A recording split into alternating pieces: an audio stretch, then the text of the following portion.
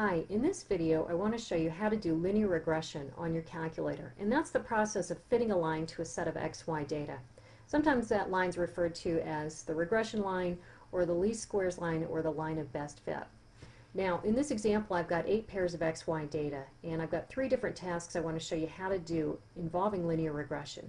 The first thing I need to do is to put this data into my calculator. So I'm going to put the X data into list L1 and the Y data into list L2. So I'm going to go into the stat window and then press enter to get into the list view. And I'm going to start to enter my data points here. And you can pause the video now and do that on your own calculator. And let me just suggest when you go to do that, if you have any old data remaining in your lists, it's always best to clear the list out completely first. And you can do that using the clear list function here in the edit submenu. So I'm going to pause the video now and enter the data, and then I'll come back. Okay, so I've got my data entered into the lists. Again, the X data is in L1 and the Y data is in L2. So now let me show you how to run the linear regression. I'm going to go back to my stat window, or stat menu, and then over to the calc submenu. Item number 4 in this submenu is the linear regression operation, and it returns a function in the form ax plus b. But before I do that, let me show you a couple of other things on this list.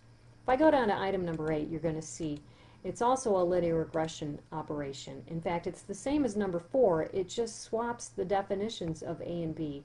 And why they have 2 different versions of the same operation, I really couldn't tell you, because they basically do the same thing. Item number 9 is not linear regression, but it looks like it. It's actually ln regression, and that's fitting the data to a natural log expression. So you can see in this submenu you've got a number of different regressions that you can do.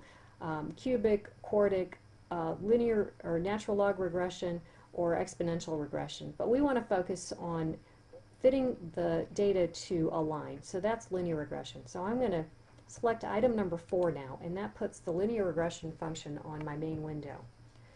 Now when you run this operation, it takes a couple of inputs. It wants first the list containing the X data, and in this case, or this example, that's going to be L1, comma, the list containing the Y data.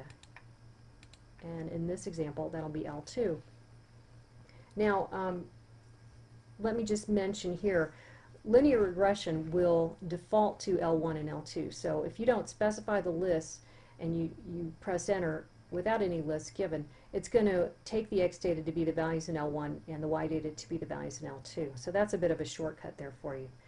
But I'm just going to specify the lists here in case you're using lists other than L1 and L2. So now when I press enter, it runs the regression operation and it computes the least squares line, giving you A, which is about 1.25, and B, which is about 12.98. So that's your regression equation. It also gives you R squared, which is your coefficient of determination, and R, which is your correlation coefficient. Now when you go to run this on your own calculator, if you see A and B but you don't see R squared and R, that means there's a setting on your calculator that we need to change. And let me show you very quickly how to do that.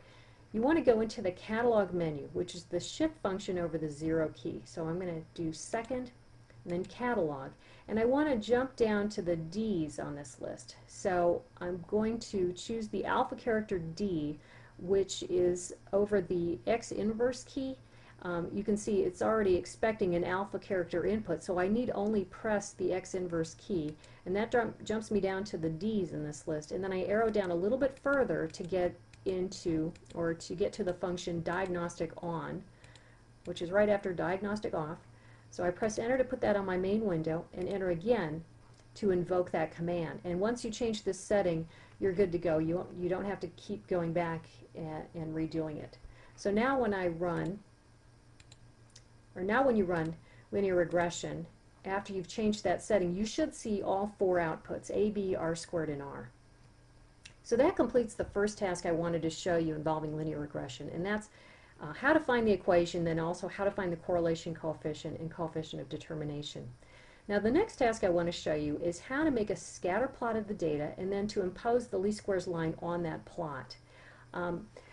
We can do that using the linear regression that we've just generated. I'm going to change the command a little bit though. Here's what I'm going to do. I'm going to go into stat and over to calc, and I'm going to grab the linear regression function, and I'm going to again specify first the list containing the X data, comma, the list containing the y data, comma again, and now I want to specify where I want the equation stored for the purpose of plotting it.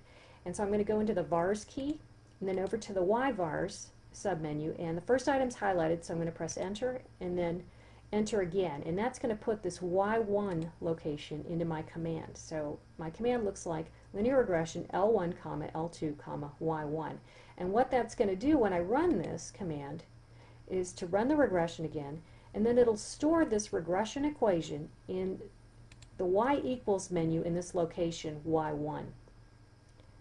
Now to generate the scatter plot, I'm going to go into second stat plot.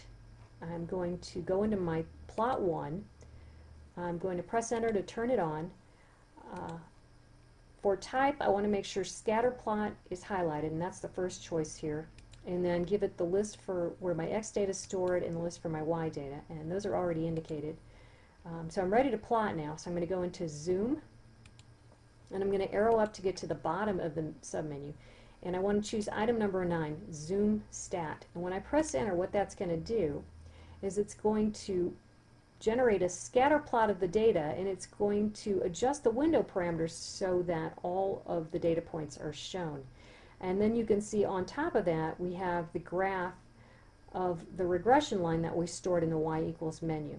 Okay, so that's how you would do the second task involving linear regression, which is to generate a scatter plot and then to superimpose on that plot the graph of the least squares regression line. Okay, and again, stat plot is what generates the scatter plot, and the equation stored in this y equals menu is what generates the graph of the line. Now the last task I want to show you how to do is how to calculate values of y for given values of x. And what I want to do is to retrieve the equation I stored in y1. And how I'm going to do that is go into the vars menu and then over to the yvars submenu, and again enter and enter again, and that gives me my function y1, which is where the regression equation is stored. Now I want to specify the input, which is the x value. So I give it parentheses 9.1 close parentheses. Okay, so that's the x value that I want this function evaluated at. And now when I press enter, it's going to put this x value into the equation and do the computation, and it returns a y value of 24.4. And so that's basically finding the y value along this least squares regression line at about 9.1.